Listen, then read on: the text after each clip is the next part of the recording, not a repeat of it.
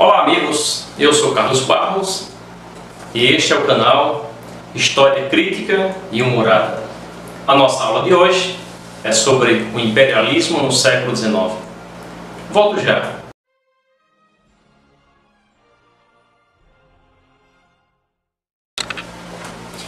Imperialismo no século XIX. É importante estudar esse tema quando a gente faz um comparativo entre a colonização do século XVI, do século XVII, aquilo que foi o domínio de potências no continente americano. Você pode observar em algumas pesquisas que o imperialismo do século XIX pode vir também como neocolonialismo. Neo, novo, nova forma de colonização. Mas como entender essa nova forma de colonização se você não compreende aquilo que aconteceu em séculos anteriores? Então voltemos um pouquinho à história. Na época que a América era dominada pelas potências de Portugal e Espanha, América Latina, ao norte, o domínio dos Estados Unidos, os europeus eles desenvolveram um modelo de colonização na América diferente daquilo que foi o modelo de colonização no século XIX, na África e na Ásia. Alguns pontos são importantes para que a gente compreenda. Primeiro, a política econômica dos estados absolutos do século XVI e XVII era uma economia mercantilista. E nesse tipo de economia, observava que existia um pacto colonial entre a metrópole colonizadora e a colônia colonizada. E a coroa, tanto de Portugal como Espanha, especialmente na América Latina, investiam para que a expansão do comércio, que era a expansão marítima e comercial entre os continentes da América e da Ásia, acontecesse. Outro ponto importante é que na colonização aqui na América, os espanhóis e portugueses eles tinham a tarefa, através dos padres jesuítas, de catequizarem os nossos nativos.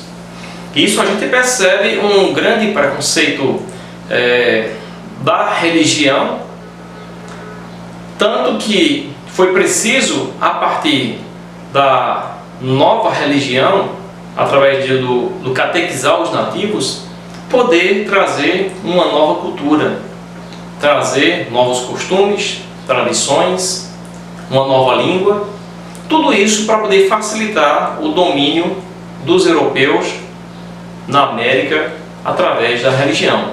Então, não seria nada absurdo dizer que a religião, em grande parte, serviu como um instrumento de dominação dos nativos da América. Quando você avança a história e encontra o século XIX, não mais a América agora serve como um ponto de domínio dessas potências, mas a África e a Ásia. E a política econômica que domina no século XIX não é mais o mercantilismo, é o liberalismo. Uma teoria econômica que defende o lucro. Isso a gente logo faz um comparativo com o mercantilismo, quando os reis dominavam e controlavam a produção, o que produzir, como produzir, quem produzir. Já no século XIX, os burgueses queriam uma economia livre, sem intervenção do Estado. E aí vai ser uma forma de se buscar um lucro a partir da nova economia. O capital que antes era investido pelas coroas de Portugal e Espanha, agora passa a ser financiado pelo capital financeiro. O capital das grandes indústrias, dos bancos, porque o comércio, a visão agora é macro, é uma visão bem mais ampla do que aquilo que existia no século XVI e o século XVII, quando dominou a América algumas forças europeias. Quando se percebia a colonização na América numa visão preconceituosa da religião, O que se tem agora é um preconceito racial. Os europeus, eles até utilizaram a ideia da teoria da seleção das espécies, de que Darwin tanto ele falou, e eles aplicaram essa ideia agora, a visão de que o homem branco, o homem que podia dominar, e que ali haveria a lei do mais forte, né, em que somente os fortes sobrevivem, permanecem. Isso foi aplicado também nessa nova forma de colonizar. Daí então a gente entender o novo, né, nova forma de colonização a partir do século XIX pelas potências industrializadas da Europa. Bom, algumas coisinhas também são importantes que a gente compreenda, que são as etapas da produção. No século XV dominou um tipo de produção com base na manufatura, né? E isso a gente vai ver durante grande parte da Idade Moderna. Só que, com a necessidade de lucro ainda maior, aquilo que advogava a teoria liberal, os caras começaram agora a investir em máquinas, e veio então a Revolução Industrial. Essa Revolução Industrial, ela vai dar uma produção maior, um lucro também maior, porque quanto mais se produz, mais se vende, e o lucro é maior. Aí faz com que haja também uma necessidade de ter um mercado consumidor mais amplo. A Europa não consegue comprar tudo que se produz por essas grandes potências. O que é necessário? Buscar um novo mercado. E aí vem então, nessa busca de novo mercado, a desculpa de poder colonizar a África e a Ásia. Mas aí você imagina, e a América? Bom, a América, nós sabemos que ela passou por uma transformação grande no século XVIII, quando muitas colônias conseguiram a sua liberdade, a sua independência. Com base naquilo que foi a independência dos Estados Unidos, o resto da América também, a América Latina, e aí o Brasil mais tarde um pouco, mas a América se tornou independente e veio aquela teoria de que a América deveria ser para os americanos. Não mais a ideia de um europeu, um estrangeiro, poder dominar no continente americano. Daí então as potências industrializadas buscaram novos espaços, África e Ásia. Algumas razões para poder colonizar: a supremacia branca, aquilo que a gente já falou do darwinismo social, a ideia de que a ciência e a tecnologia deveria ser empregada. O iluminismo foi bastante forte em procurar produzir um novo conhecimento, um novo saber e transformar isso em ciência. E dentro da visão iluminista, eles viram já a necessidade de poder buscar na África e na Ásia condições de poder estudar os continentes e aplicar esse novo conhecimento dentro daquilo que seria então ciência e tecnologia. Outra razão para poder dominar os continentes foi a necessidade de se aplicar um capital excedente, ou seja, parte do lucro dessas grandes potências passaria a ser investido dentro da Ásia e da África. Isso porque seria necessário ter grandes obras que pudessem facilitar e escoar as mercadorias para esses continentes.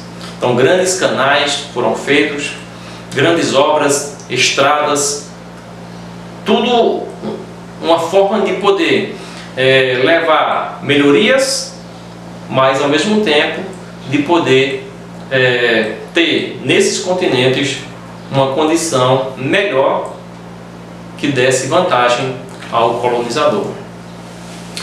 A cultura bárbara também foi um dos pontos a ser utilizado pelas potências industrializadas para que se pudesse levar o mundo civilizado europeu para a Ásia e a África.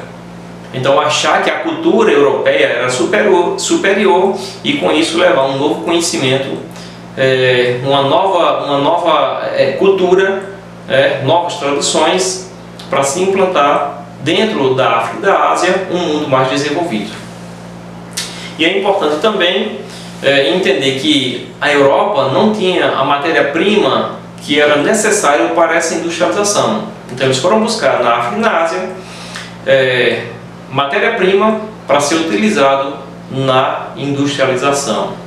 Aí a necessidade de aço, borracha, petróleo, energia, tanta coisa importante para essa revolução que a indústria trouxe, e de produtos que fossem mais modernos, para que o mundo fosse um mundo mais moderno.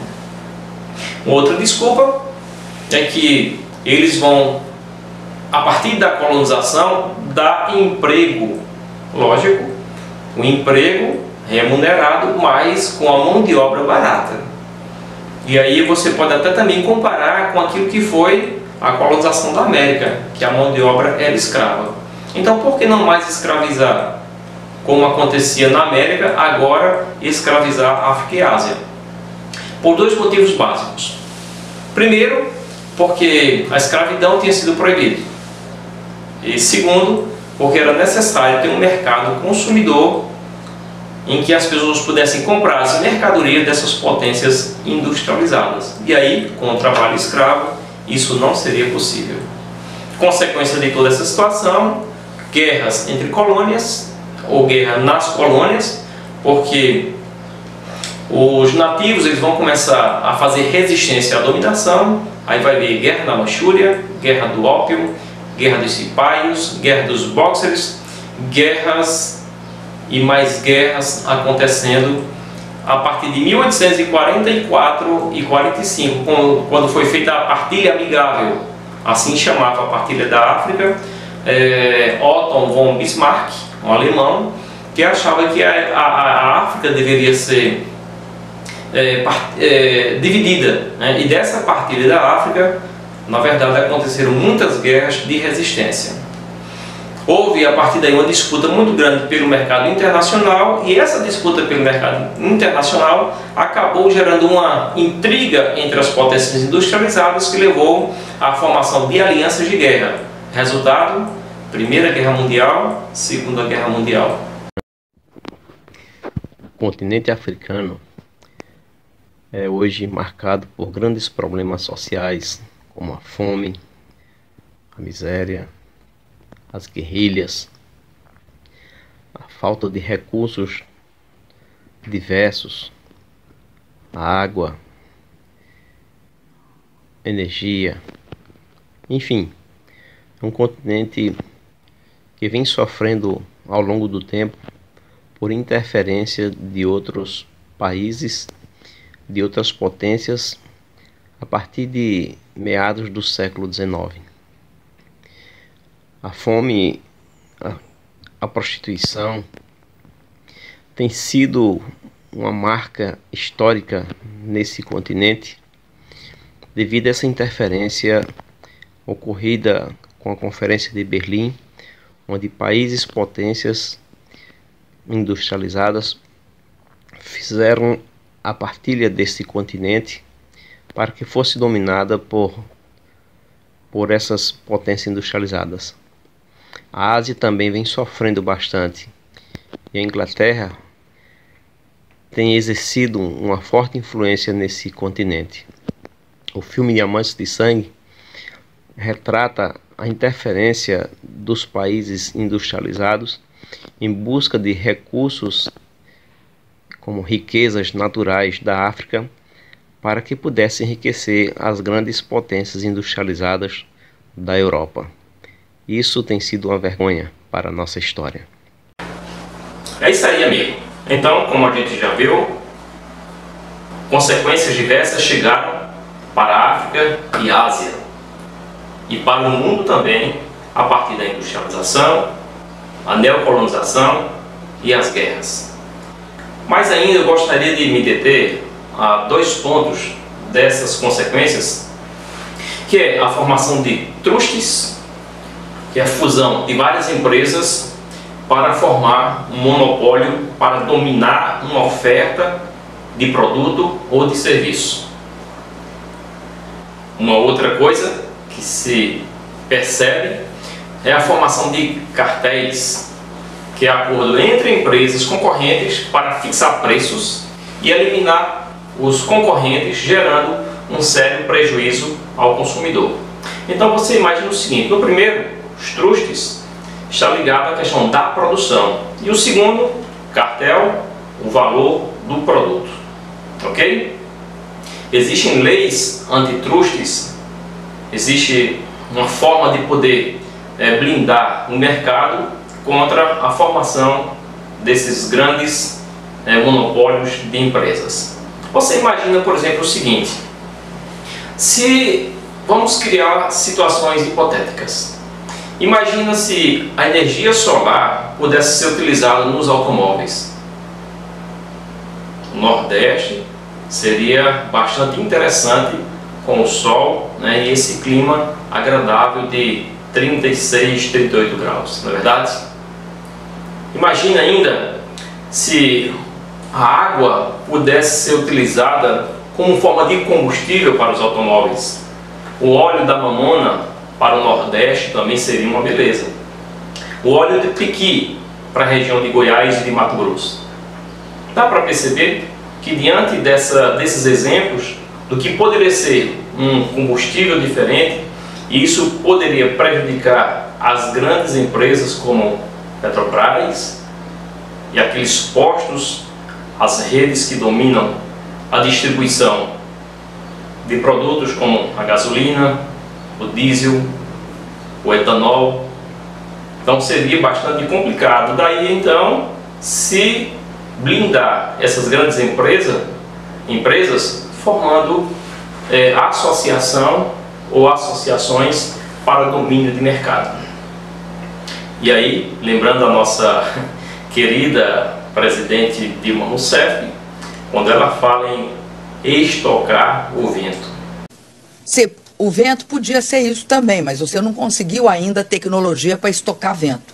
Então, se a contribuição dos outros países, vamos supor que seja desenvolver uma tecnologia que seja capaz de, na eólica, estocar, ter uma forma de você estocar, porque o vento ele é diferente em horas do dia. Então vamos supor que vente mais à noite. Como é que eu faria para estocar isso? Hoje nós usamos as linhas de transmissão. Você joga de lá para cá, de lá para lá, para poder capturar isso.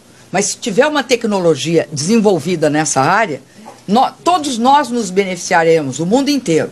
Já imaginou se pudesse estocar o vento, presidenta Dilma Rousseff? Como seria então para grandes empresas a partir daquilo que se produzisse dentro dessa estocagem de ventos? Bom, mas temos também ainda como consequência o empobrecimento de continentes, né, na África e na Ásia, devido à exploração que se seguiu durante vários anos. Lutas internas que são produzidas nessas regiões de colonização, e isso com a participação de forças estrangeiras, financiando guerrilhas entre tribos africanas, por exemplo.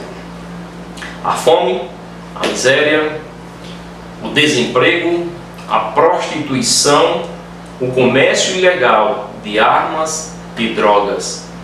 Tudo isso aí consequência de uma exploração, de uma dominação que acontece ao longo do tempo na África e também na Ásia. É isso aí, meu amigo, é o que a gente tem nesta aula de hoje sobre o imperialismo e a nova forma de colonizar no século XIX. Amigo, inscreva-se no canal, ative aí o sininho para receber as notificações.